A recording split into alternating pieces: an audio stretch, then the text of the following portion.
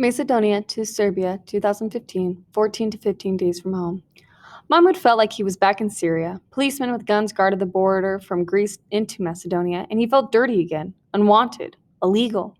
Even without travel papers, Mahmoud and his family had been able to exchange their Syrian pounds for euros and buy train tickets from Athens to Thessaloniki, and from there to a little Greek town near the border of Macedonia. Now they were headed for the Macedonian town of Givgilaja, where they hoped to catch a train north to Serbia and from there to Hungary. But first, they had to find a way to sneak across the border. Mahmoud pointed out a little tangle of tents and laundry lines just off the gravel road, and Mahmoud's father pulled them into camp to plan their next move. It was another little refugee village, the kind of makeshift town Mahmoud had seen again and again on the road out of Syria. Mahmoud and his father hunkered down behind a trash barrel and watched the border crossing. The Macedonian police weren't turning people away, but they might be checking papers, and Mahmoud's family hadn't waited in Athens for official travel permits. Mahmoud's dad pulled out his iPhone and consulted the map. The whole area is farmland, his father said. Flatland, too easy to be caught. He scrolled sideways on the map, and Mahmoud leaned in closer. It looks like there's a forest here to the west, Dad said. They can't have every meter of the border guarded. We'll slip through at night. Once we're in Macedonia, we'll be all right. Where's your mother? Mahmoud looked up. Mom was where she always was, working her way through the tents looking for Hannah. Hannah wasn't there, though, and she wasn't at any of the other little clusters of refugee tents they passed as they hiked farther into the countryside.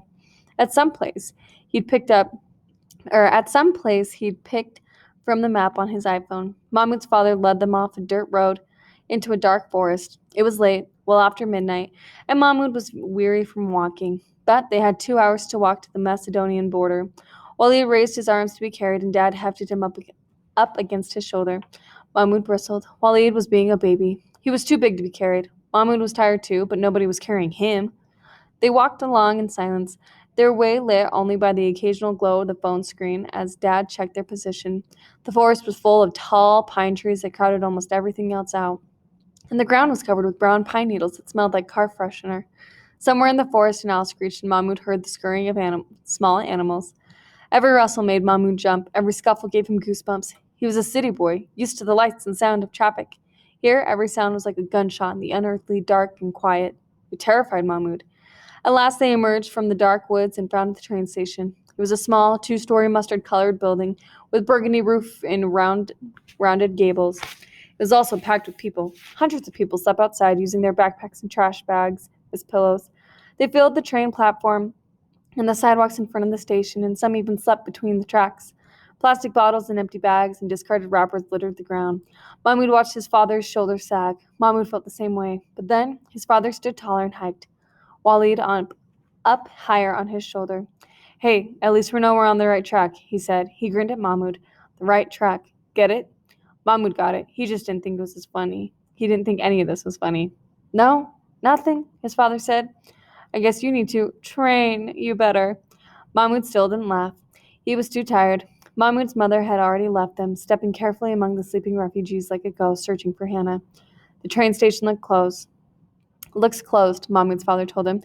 We'll have to find some place to sleep. We'll come back in the morning and see if we can buy tickets. They found a nearby hotel listed on TripAdvisor, and they collected Mahmoud's mother and set out for the inn on foot. Mahmoud couldn't wait to climb into a royal bed. He felt like he could sleep for days. A car came up behind them, and this time Mahmoud didn't jump out in front of it, but it slowed down and stopped beside them. You need a taxi? The man said in broken Arabic. No, Mahmoud's father said. We're just going to the hotel. Hotel much money, the man said. You go to Serbia? I take you in taxi. 25 euros each. Mahmoud did the math. 100 euros was a lot of money, almost 24,000 Syrian pounds, but a taxi ride straight to Serbia without spending the night or longer in Macedonia? Mahmoud's parents huddled together and Mahmoud listened. Train tickets were likely cheaper, and Mom worried about accepting a ride from a strange man in a country they didn't know. But Dad argued that this wasn't another train until at least tomorrow, and there were already so many people waiting for the train at the station. We're all tired, and a taxi gets us closer to Germany. Sleeping on the ground doesn't, Mahmoud threw in. That was the deciding vote then, Dad said. We'll take the car. It was a good decision. 2 hours and 100 euros later, they were in Serbia. They were at the Serbian border. It was still dark, but there were no border guards where the driver dropped them off. No roads either. Mahmoud had slept a little in the car, but he felt like a zombie as he shambled with his family along the railroad tracks that would take them across the border from Macedonia to the nearest suburban town. Since they were traveling, they were permitted to skip their early morning prayers. They staggered into a town just after sunup. Mahmoud thought that if he didn't lie down somewhere and sleep, he would pass out on his feet and fall flat on his face. But there were even more refugees at this train station than there had been in Macedonia. In here, there were no tents and no hotel rooms. People slept on the platform of the station or outside in the fields. There were no toilets either, and no markets or restaurants. What little the local Serbs had, they were charging a fortune for. One man was selling water bottles for €5 apiece. A group of men sat around a power strip charging their phones as though they were huddled around a campfire. Mahmoud had seen scenes like this everywhere along the route from Athens to Germany.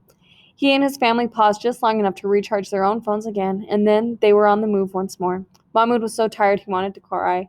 His father found them a bus to Belgrade, and Mahmoud was thankful for a few hours' sleep. Uncomfortable though they were, it was almost sundown when they arrived in the Serbian capital.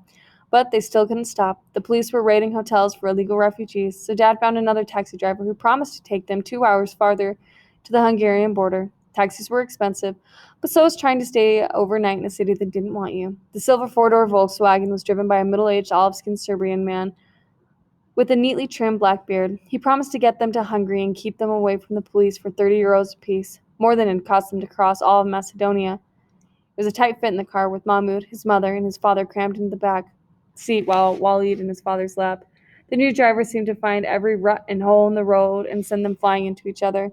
But none of that mattered to Mahmoud. He was asleep almost as soon as he closed his eyes and only woke again when he realized the car wasn't moving.